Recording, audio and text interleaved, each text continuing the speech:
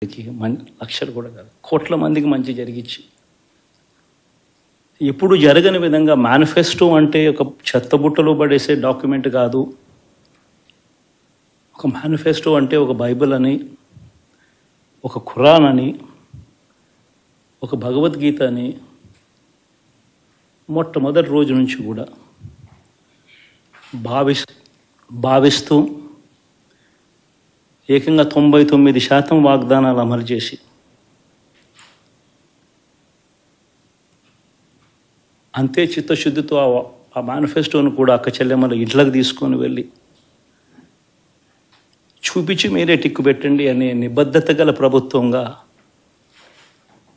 పనిచేసాం. ఇప్పుడు జరగని విధంగా పిల్లల చదువులు, పేదరికం పోవాలి అని అంటే పిల్లల చదువులకు క్వాలిటీ ఎడ్యుకేషన్ అవసరం అని మొట్టమొదటిసారిగా ఇంగ్లీష్ మీడియంను వ్యతిరేకిస్తున్న వాళ్ళందరూ పెత్తందారులతో యుద్ధం చేసి సైతం పిల్లలకి ఇంగ్లీష్ మీడియం తీసుకొని రావడమే కాకుండా టోఫుల్, ఐబీ లాంటి కళలు కూడా కలం. ఆ పేద పిల్లలకు అండగా నిలబడాలని, తోడుగా ఉండాలని, వారి చరిత్రలు మార్చాలని, ఎప్పుడు చూడని విధంగా గ్రామ స్థాయిలోనే సచివాలయ వ్యవస్థ, వాలంటీర్ల వ్యవస్థ తీసుకొచ్చి ప్రతి ఇంటికి సేవలు అందించే కార్యక్రమం చేశాం. వివక్ష లేకుండా, కరప్షన్ లేకుండా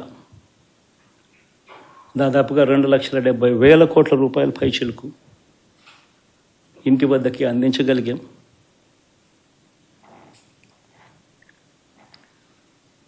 ఇప్పుడు చూడని మార్పులు తీసుకురావడమే కాకుండా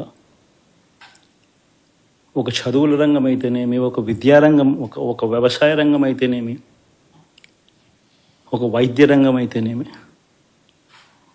ఏ పేదవాడు ఎప్పుడూ ఇబ్బంది పడకూడదు అని ఎప్పుడు ఊహించని విధంగా మార్పులు తీసుకొస్తూ పేదవాడికి అండగా నిలబడగలిగాం.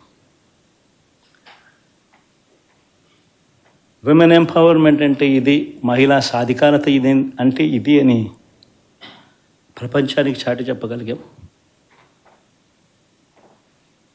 సోషల్ జస్టిస్ అంటే, సామాజిక న్యాయం అంటే ఇది అని ప్రపంచానికి చూపించగలిగాం. మరి ఇన్ని గొప్ప మార్పులు చేసిన తర్వాత, ఇన్ని కోట్ల మందికి మంచి జరిగిన తర్వాత మరి అభిమానం ఏమైందో, ఆప్యాయత ఏమైందో తెలీదు.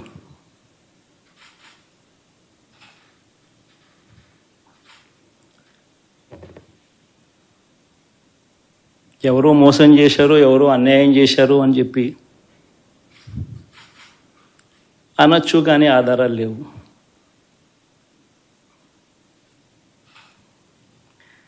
ఏం జరిగిందో దేవుడికి తెలుసు.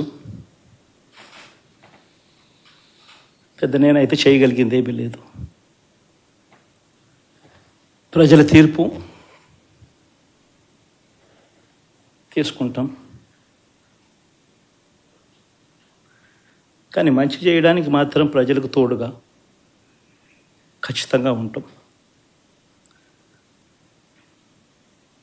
వాయిస్ ఆఫ్ ది వాయిస్లెస్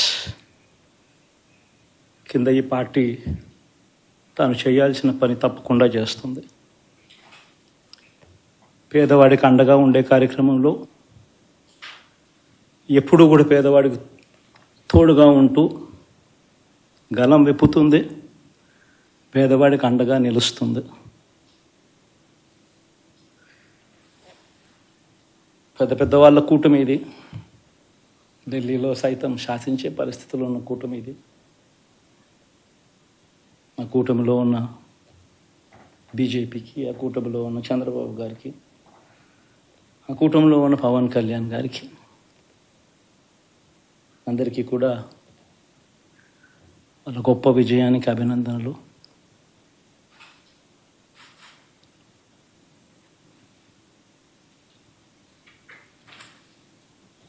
ఓడిపోయినా కూడా నా ప్రతి కష్టంలో కూడా తోడుగా అండగా నిలబడిన నా ప్రతి నాయకుడికి, ప్రతి కార్యకర్తకు, ప్రతి వాలంటీర్కు, ప్రతి ఇంట్లో నుంచి వచ్చిన ప్రతి స్టార్ క్యాంపెయినర్గా నాకు తోడుగా నిలబడిన నా అక్క చెల్లెమ్మలకు, అన్నదమ్ములకు, మీ అందరికీ మనస్ఫూర్తిగా మీ అందరికీ కూడా కృతజ్ఞతలు తెలియజేస్తా ఉన్నాను.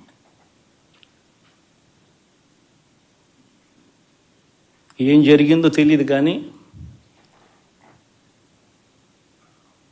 ఏమి చేసినా, ఎంత చేసినా ఇంకా 40% ఓటు బ్యాంకు మాత్రం తగ్గించలేకపోయారు. ఖచ్చితంగా మళ్ళీ ఇక్కడి నుంచి లేస్తాం.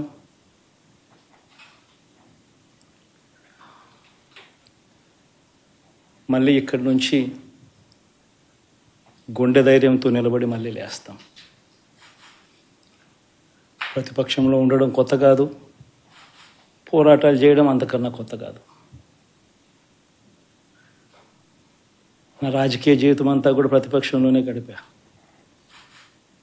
ఈ 5 సంవత్సరాలు తప్ప.